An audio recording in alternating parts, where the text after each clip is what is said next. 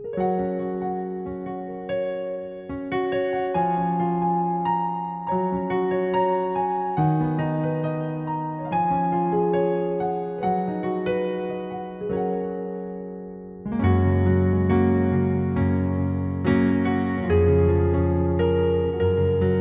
adik-adik semua. Semangat pagi, selamat hari Minggu. Bertemu kembali dengan Amang Sintuar Yonando Butar-Butar dalam khotbah 5 menit anak atau kolima untuk ibadah sekolah minggu. Ibadah sekolah minggu pada hari ini saya ambil dari kitab Mazmur pasal 119 ayat 105. Demikian kesaksian firman Tuhan. Firman-Mu itu pelita bagi kakiku dan terang bagi jalanku. Adik-adik semua, yang menjadi judul firman Tuhan buat kita pada pagi hari ini dalam khotbah ibadah sekolah minggu, yakni pelita yang menerangi hidup kita. Apa adik-adik? Pelita yang menerangi hidup kita. Benar adik-adik semua, pasti sudah tidak asing lagi dengan nats ini karena ada lagunya. Firman-Mu pelita bagi kakiku, terang bagi jalanku.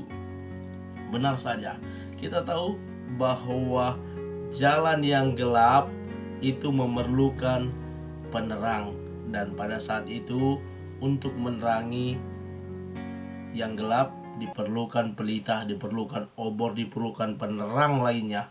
Apakah seperti saat ini yang sudah ditemukan bola lampu oleh Thomas Alva Edison sehingga penerangan itu sudah menggunakan lampu? Atau ketika kita berada di jalan yang gelap dan kita memiliki smartphone, maka kita tinggal menghidupkan lampu di smartphone kita untuk menerangi jalan kita yang gelap tersebut. Yang pasti alat penerang itu sangat diperlukan untuk menerangi jalan kita, sehingga ketika di jalan yang gelap itu dimana kita masih meraba-raba nggak tahu untuk melangkah, dengan adanya secerca terang cahaya yang muncul membuat kita mengetahui kemana kita harus melangkah karena ada terang tersebut yang menuntunnya.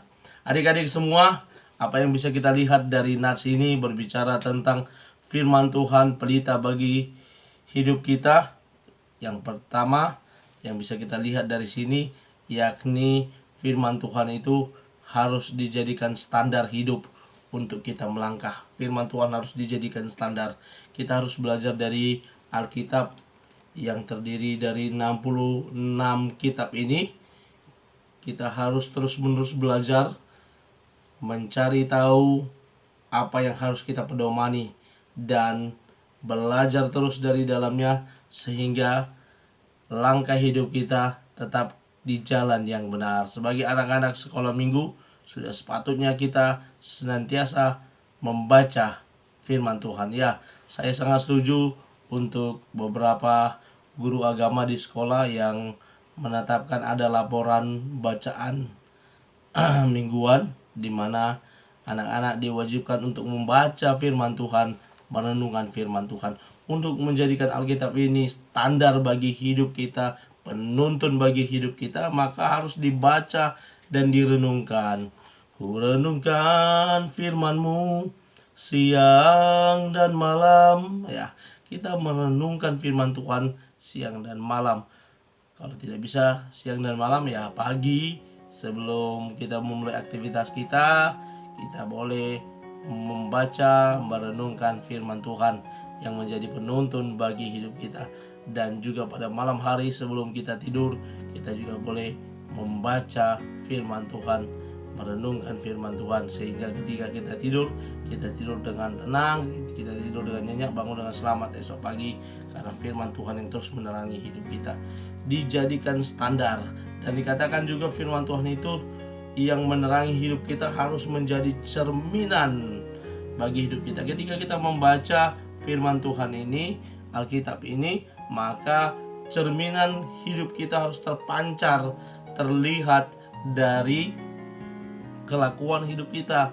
Maka anak-anak sekolah minggu, cara atau perilaku hidupnya juga harus menggambarkan dari kebenaran firman Tuhan. Adik-adik semua, mari kita terus belajar untuk belajar dari kebenaran firman Tuhan dari Alkitab ini, supaya hidup kita diterangi oleh Tuhan, supaya dari hidup kita tercermin dimana kita belajar dari firman Tuhan, dan itu juga tergambar dan tercermin dari kelakuan hidup kita. Karena itu adik-adik, mari kita terus belajar dari kebenaran firman Tuhan yang senantiasa menuntun hidup kita, karena firman Tuhan itu berkuasa dan tidak akan pernah kembali dengan sia-sia, tetapi dia akan melaksanakan apa yang dikehendakinya.